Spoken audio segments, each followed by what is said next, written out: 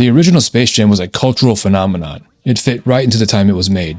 It was 1996, and two things were huge at the time: the Looney Tunes and Michael Jordan.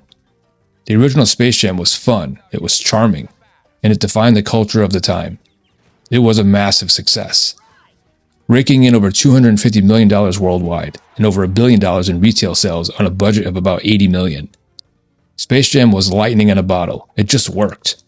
Even with Jordan's atrocious acting. In the original Space Jam, the Looney Tunes are the center of the film. They are the ones being threatened. They are the ones with a problem to solve, making their presence in the movie very appropriate. They are an actual part of the story. They are the main characters. Aliens from another world come down and threaten to enslave them, forcing them to perform endless entertainment. But Bugs, being the clever guy that he is, tricks the little aliens into giving the Tunes a chance to defend themselves, challenging them to a game of basketball. I mean, they're only 2 feet tall and have no idea what basketball is, so it should be pretty easy, right? But the aliens steal the talent of NBA players and return as giant monsters who are now really good at basketball. What are the Tunes to do? Well, they kidnap Michael Jordan and ask him to help. Jordan fits well into the story because he wasn't playing basketball at the time. He was playing baseball. The aliens couldn't steal his talent, which the movie addresses. Michael Jordan is not the centerpiece of this movie. He's not the main character. The movie isn't really about him.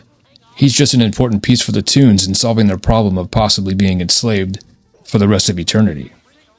Eventually, the Monstars return, and the showdown begins. And with a little help from Bill Murray, some secret stuff, and a pep talk from Jordan, the Tunes win and are set free. Space Jam 1996 wasn't just a box office success. It was a cultural success, a defining moment in 90s entertainment. Whoever thought to make this movie definitely deserved a raise. Now let's compare this to Space Jam: A New Legacy. In this version, LeBron is the main character. He is the centerpiece. Everything revolves around him and his family.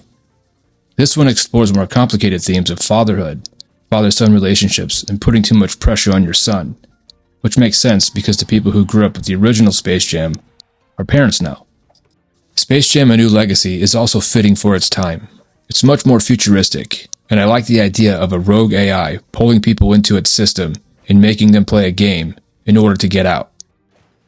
LeBron is invited to Warner Brothers, where he's presented with a program designed by an algorithm known as algorithm that can scan him into any movie effortlessly.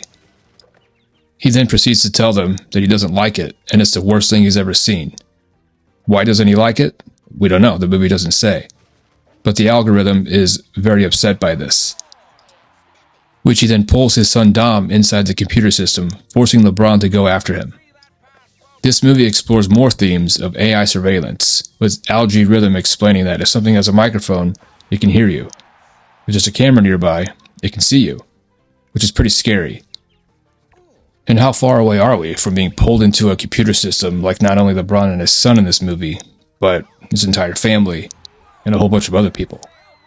Algorithm takes advantage of Dom's troubled relationship with his father, manipulating Dom into playing his own father in a game of basketball and beating him at his own game, unaware of the consequences of trapping all these innocent people inside a computer system forever, and not only them, but his own family too.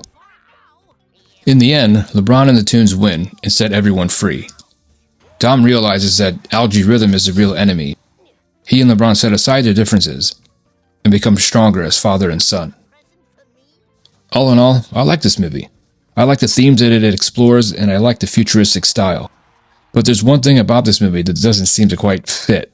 Something that just seems out of place. And it's kind of a big part of the movie. And that's the Looney Tunes themselves. They just kind of seem like they're just there. Like they're just supposed to be there because it's a Space Jam movie. Sort of just forced into the movie. Like I said before, in the original movie, it's the Tunes that have a problem. They're the main focus. They go out and get Jordan to solve their problem. In this one, it's LeBron that has the problem, and he has to go out and assemble a team. He just sort of gets dropped into the Toon world simply because the plot needs him to.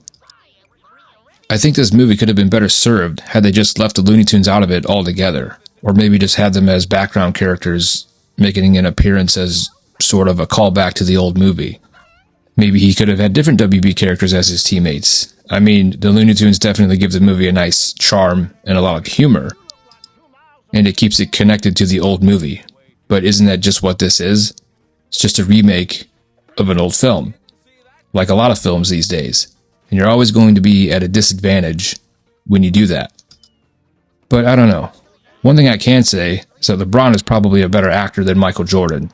But I don't think Jordan even cares.